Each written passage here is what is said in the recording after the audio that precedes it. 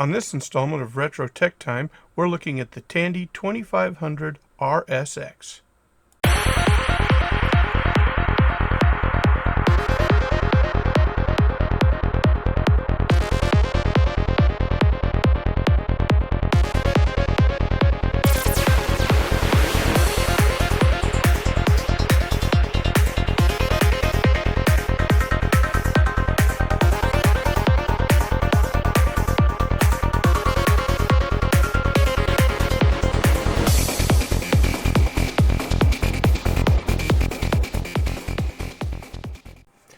Welcome to the Retro Tech Time channel. I'm your host, Terry Steggy, aka Data Soup.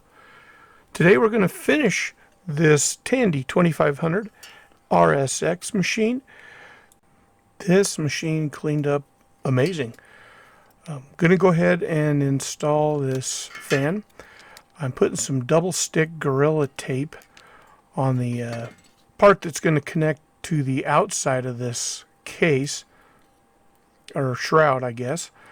Just keep some noise down, and that's kind of what it had prior. There was some rust issues here, so I ended up cleaning that really well and should make a good bond with this tape. Go ahead and get this in. The clip here actually is just holding that up against that bracket, so kind of a neat idea, but I didn't want sound, so we'll hope this can work.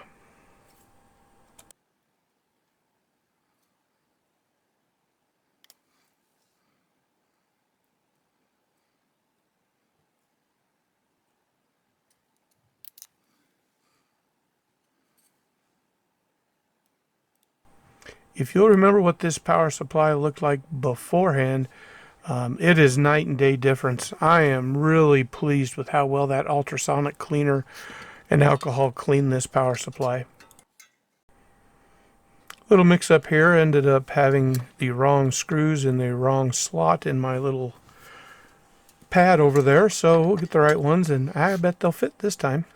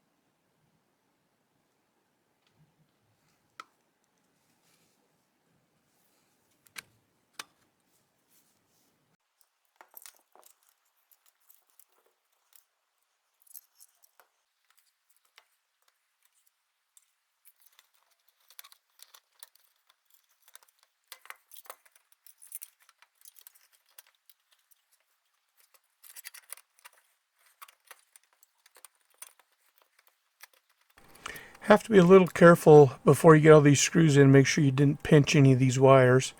I had a little bit of an issue, had to actually take them out again. I screwed up and had a wire behind one of those metal plates. Luckily it didn't cut it, but don't make my mistake.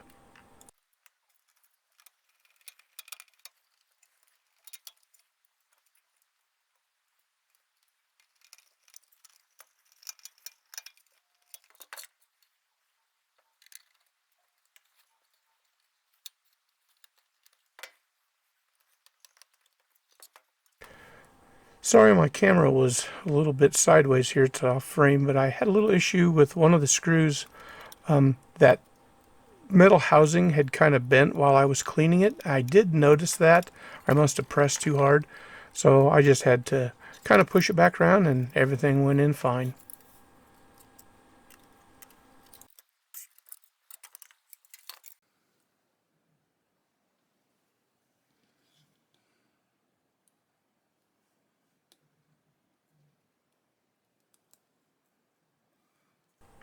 This is actually kind of a cool installation for this power button and the LED in it. I did have a little bit of rust on those. You can't see it very well, but it did clean up. It left them a little darker than the other piece of metal, but everything went back together, and this connects right into that little channel and worked pretty good.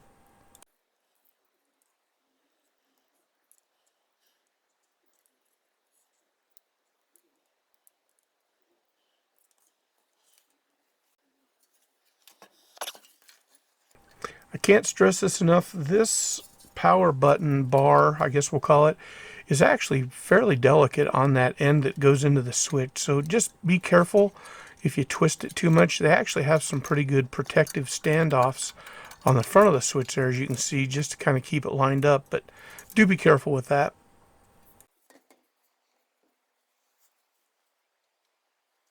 All right, we'll get the motherboard installed.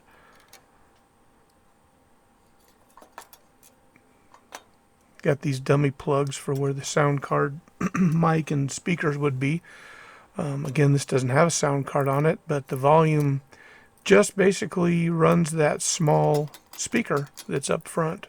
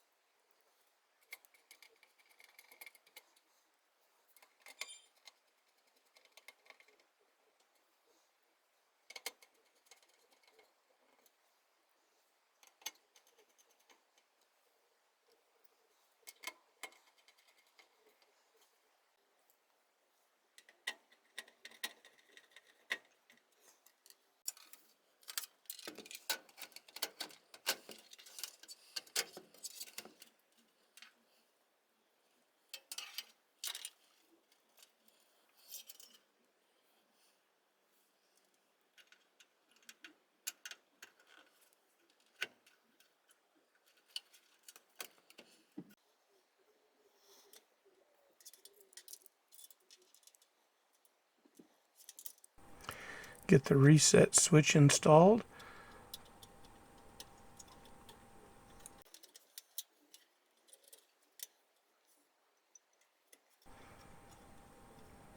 Now I've got to install the power LED that's on that power switch.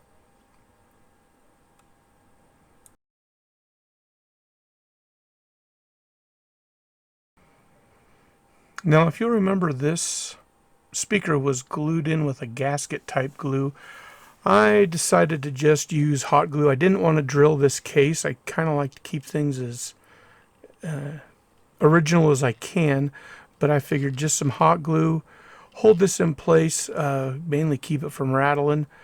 In case you need to move it, hot glue is pretty easy to take off of metal.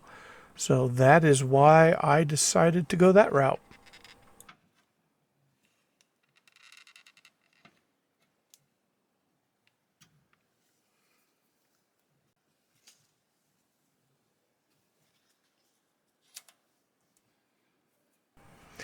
Now this was actually stuck there when I got it. Decided to do some looking, and I found another YouTube channel that actually had this same machine, and it lays in where the bottom 5¼ inch drive can go, not there. So in the future video, you'll actually see that in the right place. Get the riser card put on. Do not forget that plastic shield, or you will short this thing out.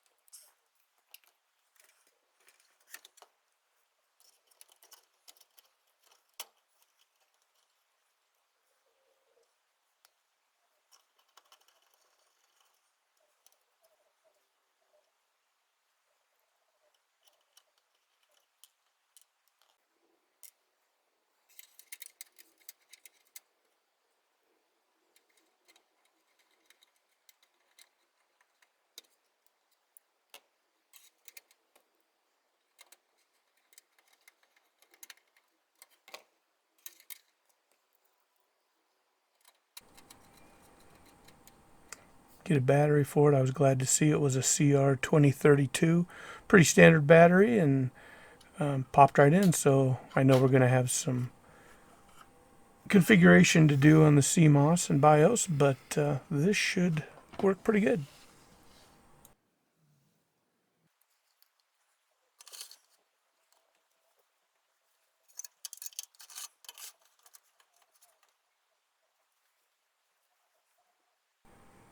I apologize, I was having a hard time getting a good camera angle for this hard drive and floppy drive install.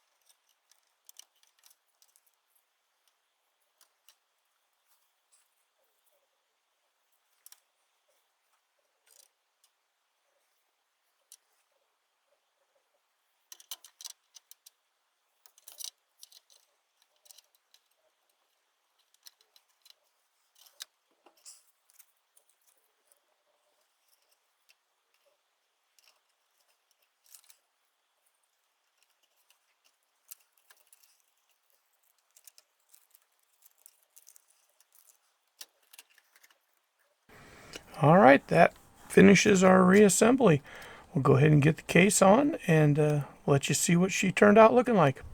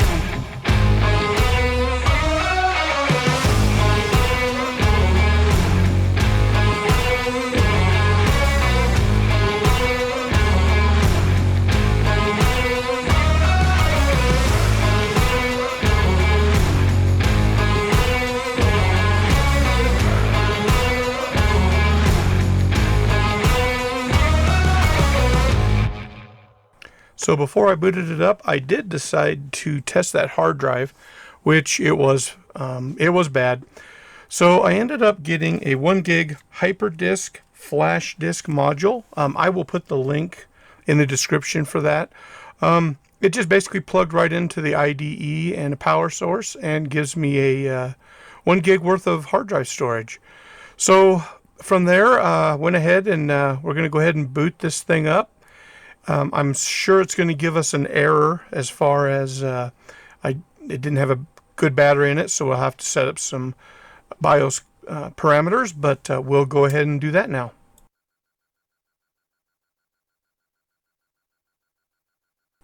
Alright, we'll go ahead and enter the current date and then the current time.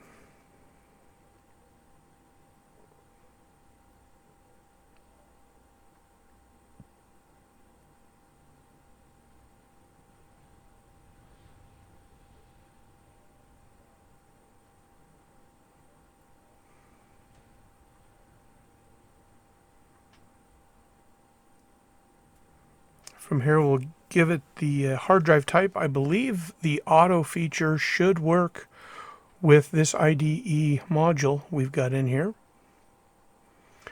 The floppy disks are correct. Boot up on A. I believe we can hit F2 and save this. Okay, now we're going to boot up with the Microsoft DOS 5 disk number 1 in the drive, and we'll begin installing operating systems and Deskmate.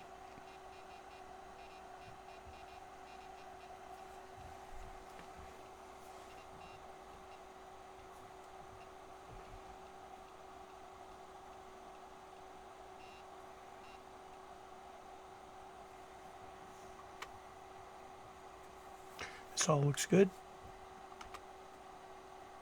I don't want it to run DOS shell on startup, so I'm going to change that by pressing enter and go to no. Because when I have this boot, I would actually like to have it boot up with Deskmate. That's how it came from the factory.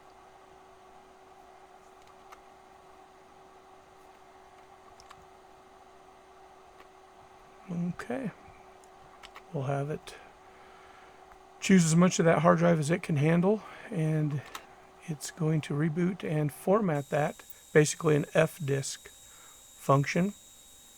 And I'm going to speed this up.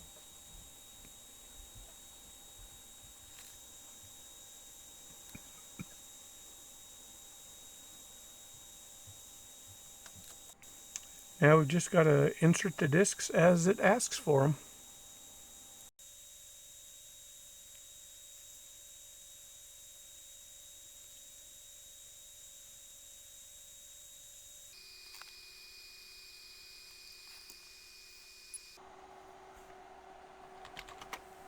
Okay, we have DOS installed. I'm going to go ahead and put the Deskmate disk number 1 in the drive, and we'll begin by installing Deskmate.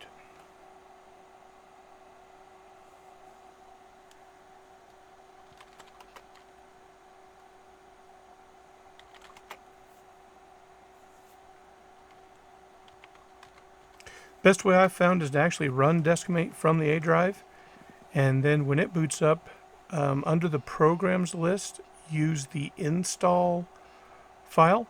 I believe it's install.pdm, I believe it is.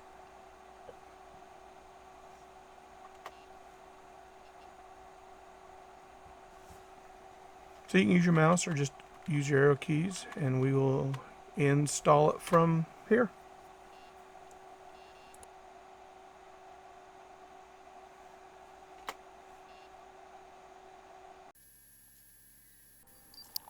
This is actually a pretty long process, so I'm just going to fast forward this, and we'll meet you on the other side of it.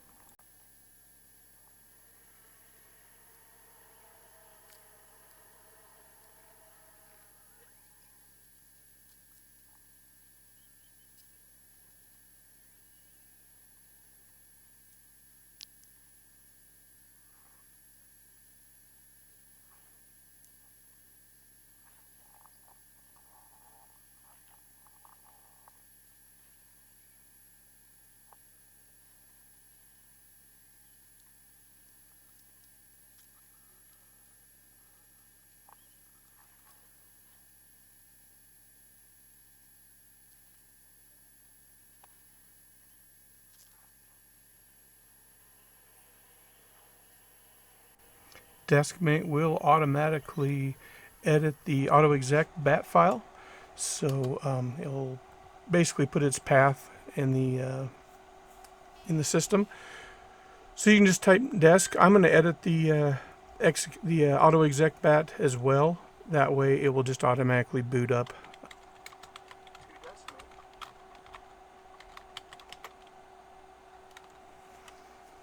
I actually like the echo off at the beginning, so I'm going to move that up to the top, so when it does boot up and you exit Deskmate, you just get a C prompt.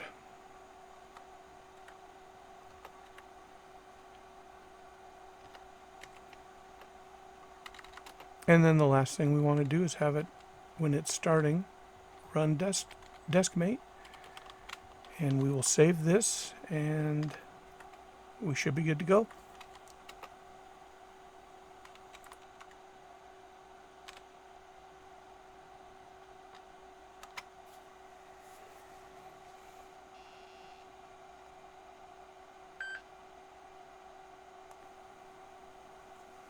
Pretty impressive. The mouse works just out of the box. I did not install any drivers for that mouse.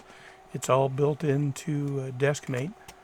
We'll just do a info center just to make sure it's operating.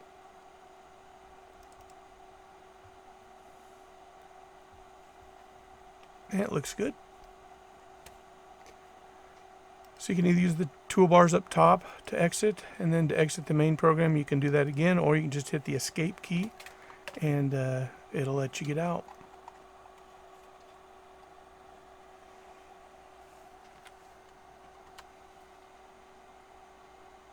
Alright, there is a RLX, a 2500 RLX utility disk that I'm going to go ahead and copy all that basically to the C drive. So we'll make a directory just called Tandy Setup. Of course, we got to make our directory for Windows 3.1 if we're going to ever use that for the, I believe that's the VGA drivers. But we're just going to copy everything that's on there to those two directories, and this machine should be set up. Thanks for watching, and again, I really appreciate you sticking with me on this project.